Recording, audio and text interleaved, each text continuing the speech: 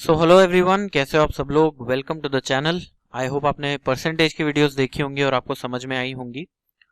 Percentage के type of questions हम लोग कंप्लीट कर चुके हैं और उसकी जो 15 क्वेश्चंस की वीडियो सीरीज चल रही है प्रीवियस ईयर क्वेश्चंस की, वो कंटिन्यू रहेगी। ठीक है, उसमें जैसे ही मुझे और क्वेश्चंस मिलेंगे मैं उस प्लेलिस्ट में ऐड करता रहूंगा।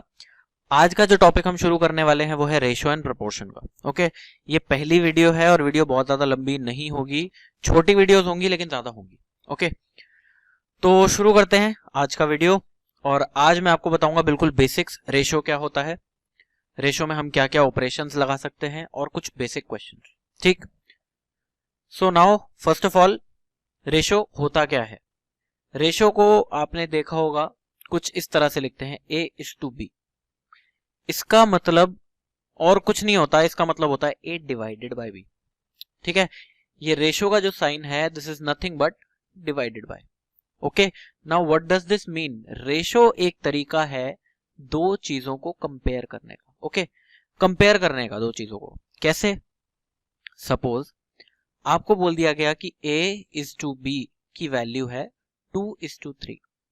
इसका मतलब है कि अगर A को दो चीजें मिलती हैं या A के पास अगर दो पार्ट्स हैं तो B के पास तीन पार्ट्स होंगे। ठीक है, इसका मतलब ये नहीं है कि दो ही होंगे और बी के पास तीन ही होंगे। ठीक है, ये कंपैरिजन है, सिंपलेस्ट फॉर्म है। आप ये कह सकते हो कि ए के पास 4 होंगे तो बी के पास 6 होंगे, ए के पास 40 होंगे तो बी के पास 60 होंगे, 400 ए के पास होंगे तो 600 बी के पास होंगे। तो अल्टीमेटली जो इसकी सिंपलेस्ट फॉर्म निकल के आती है वो 2:3 निकल के आती है। तो रेशो कुछ नहीं है, सिर्फ एक सिंपलेस्ट फॉर्म है दो चीजों को कंपेयर करके जो हम निकालते हैं। ओके, ठीक। अब परसेंटेज में भी आपको मैंने यही बोला था कि percentage is also one way of comparing things. ठीक, अब आते हैं एक बहुत इंपॉर्टेंट पार्ट पे। ये था पहला चीज, ये थी पहली चीज। दूसरी चीज क्या कहती है हमें कि आप रेशो सेम टाइप की चीजों का लेते हो। ठीक है, 2, 3, 4 जितनी भी चीजों का आप रेशो ले रहे हो वो सेम टाइप की होनी चाहिए, नहीं तो आप कंपैरिजन नहीं कर सकते। आप कंपैरिजन हमेशा सेम टाइप की चीजों का करते हो। कैसे,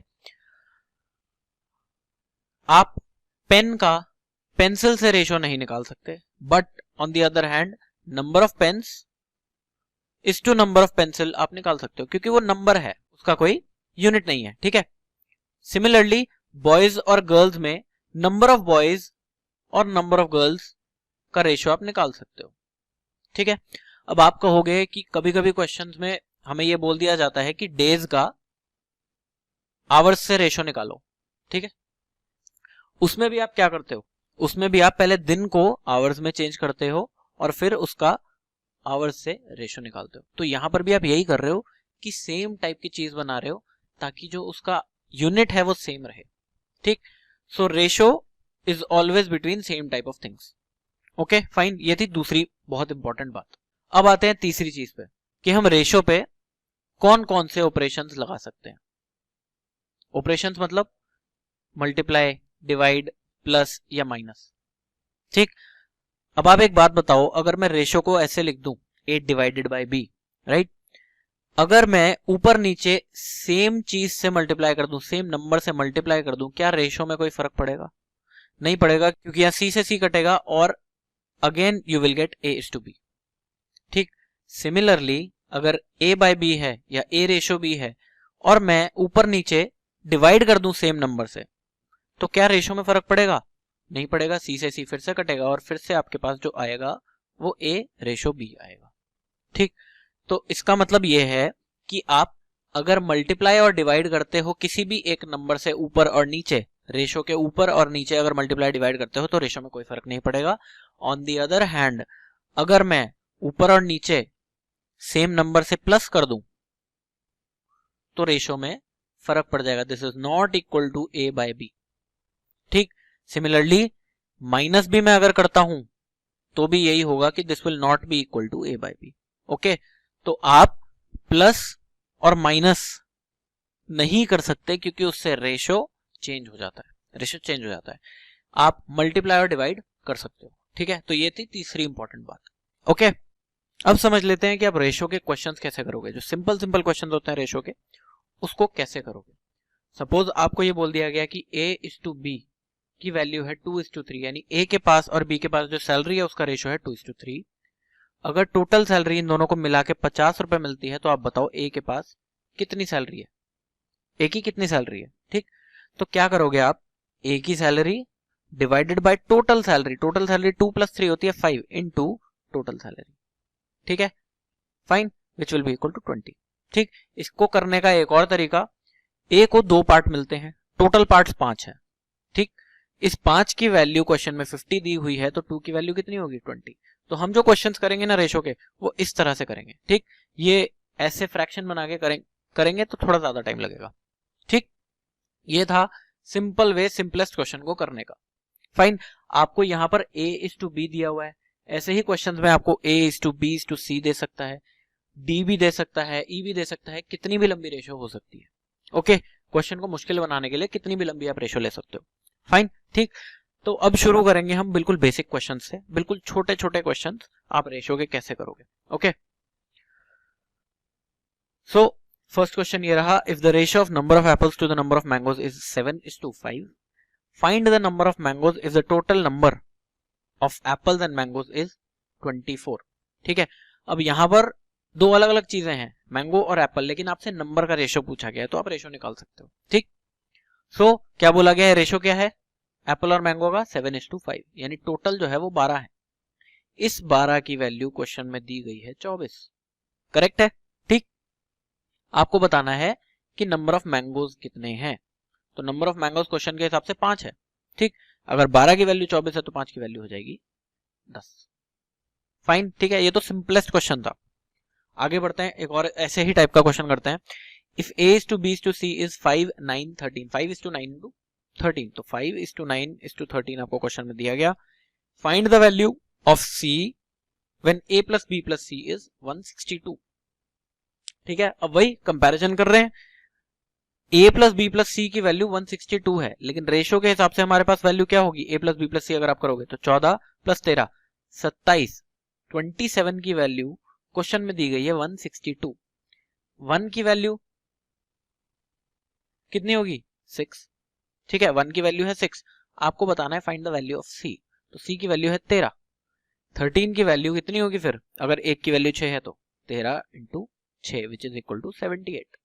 ठीक है, फाइन, ये तो थे बहुत सिंपल सिंपल क्वेश्चंस, मुझे नहीं लगता ये किसी भी पेपर में आपको पूछे जाएंगे, और अगर पूछे भी गए तो आप बहुत विद इन सेकंड इस क्वेश्चन को कर दोगे। ठीक है, आगे बढ़ते हैं, कुछ अलग अलग टाइप के क्वेश्चंस करते हैं। अब वैसे तो आपको जो रेशो होगी वो होल नंबर्स में दी होगी। ठीक है, कुछ क्वेश्चंस में आपको रेशो कुछ ऐसे भी दी जाएगी, जैसे मैंने यहाँ लिखी है 1/7:1/2, ऐसे भी रेशो दी जाएगी, करेक्ट। लेकिन आपको जो रेशो है ना ये फ्रैक्शंस में नहीं लिखनी, फ्रैक्शंस में नहीं लिखनी, क्योंकि क्वेश्चन करना थोड़ा सा मुश्किल हो जाएगा। आपको इस फ्रैक्शन को होल नंबर्स में चेंज करना है। कैसे करोगे, देखो जहां पर भी फ्रैक्शंस आती है, सपोज आप 1/7 + 1/2 भी करते हैं, आप क्या करते हो, आप एलसीएम लेते हो ना, इन दोनों का एलसीएम लेते हो 14। यहां पर भी आप यही करोगे, 1/7:1/2 है, आप इन दोनों का 7 और 2 का एलसीएम लोगे और इन दोनों को उससे मल्टीप्लाई कर दोगे। पहला तरीका तो यह है, इन दोनों को उससे मल्टीप्लाई कर दोगे। ठीक, तो मैंने कर दिया 14 से मल्टीप्लाई इन दोनों को।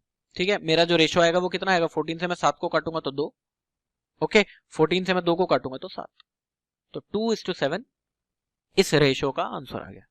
ठीक, अब जब आपको दो ही चीजें दी गई हो, 1/7:1/2 ही दिया गया हो, तो आपको सिंपली क्या करना है, 2 को इधर लेके जाना है, 7 को इधर लेके जाना है, बस।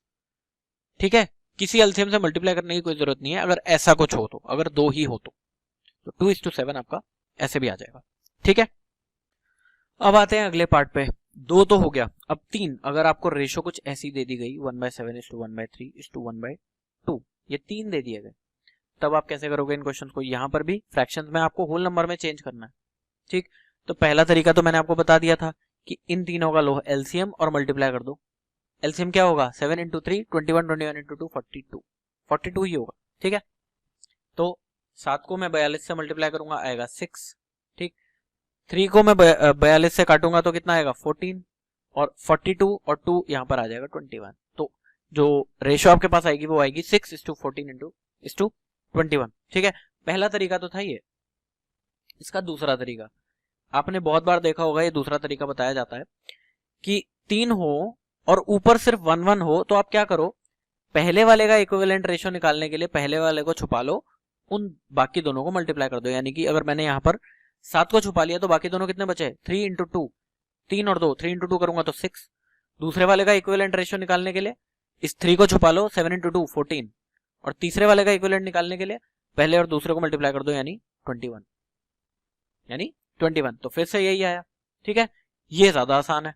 तो पहला तरीका एलसीएम से मल्टीप्लाई कर दो और दूसरा तरीका वो छुपाने वाला तरीका। ठीक, अब आगे बढ़ते हैं। इसमें तीसरा टाइप क्या होगा? इसमें तीसरा टाइप कुछ इस तरह का क्वेश्चन होगा। आपको बोल दिया गया 6a is equal to 4b is equal to 9c। आपको निकालना है a is to b is to c। ये भी आसान सा क्वेश्चन है। कैसे करेंगे इस क्वेश्चन को? पहले लॉजिक समझ लो।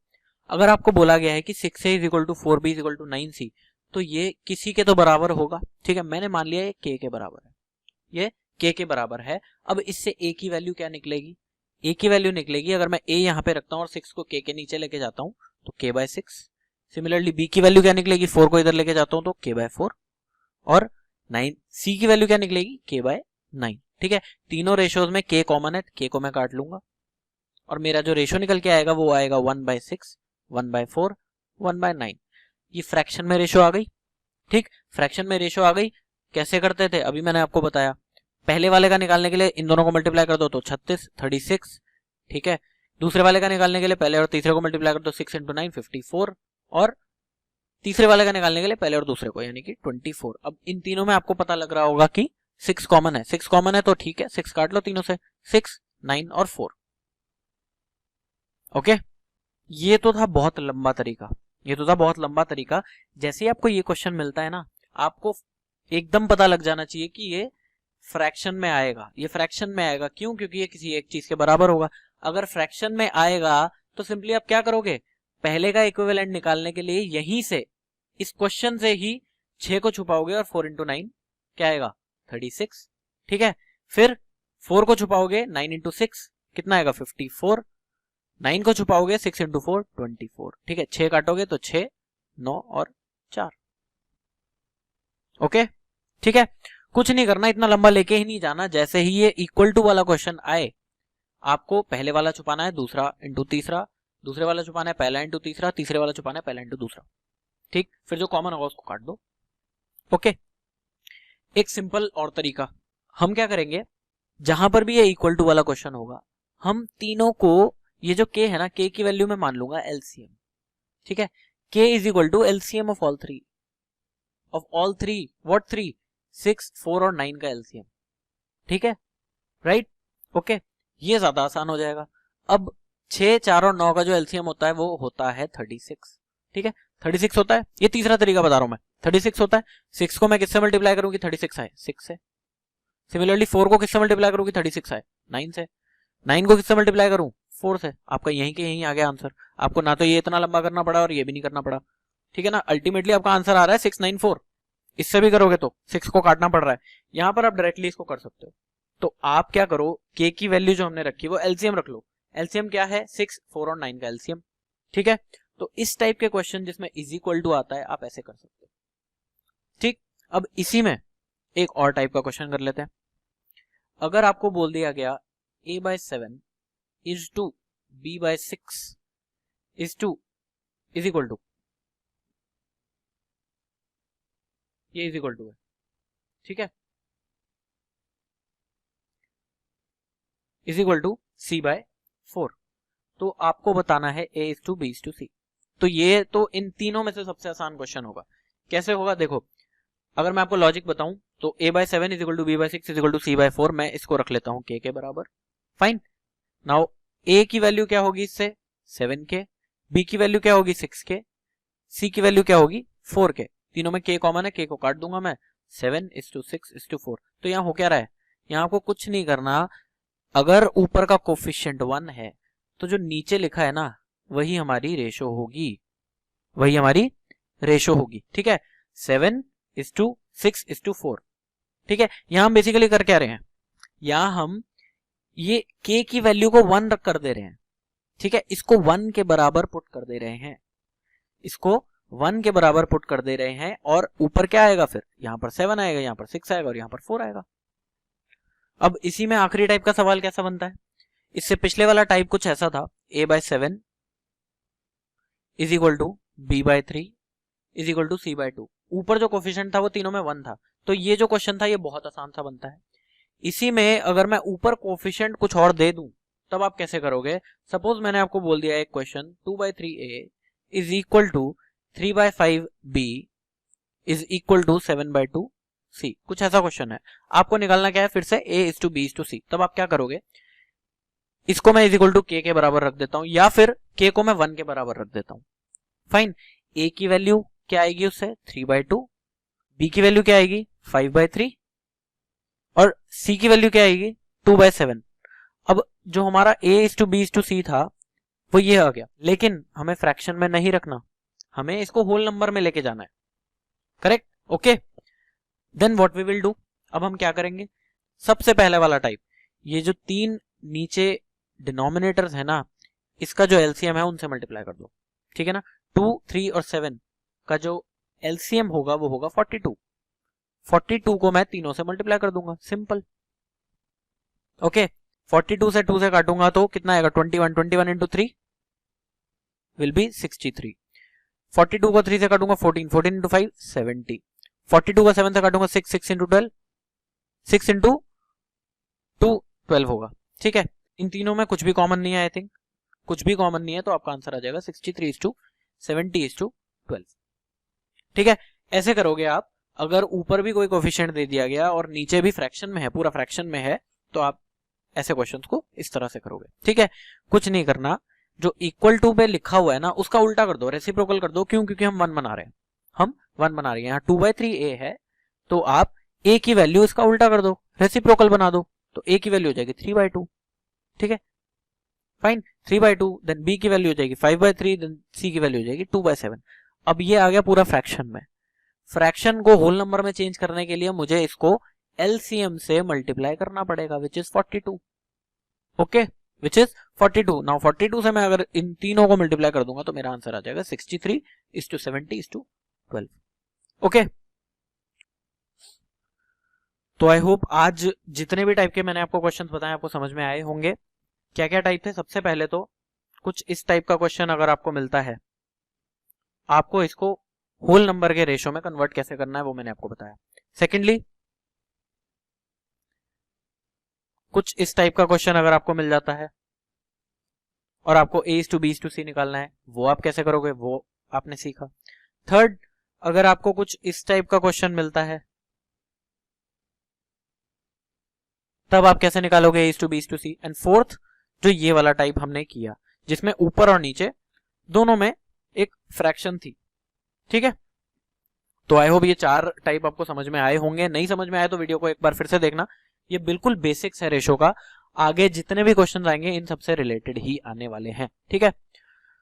तो I will see you in the next video, till then just keep practising and keep preparing. Bye bye.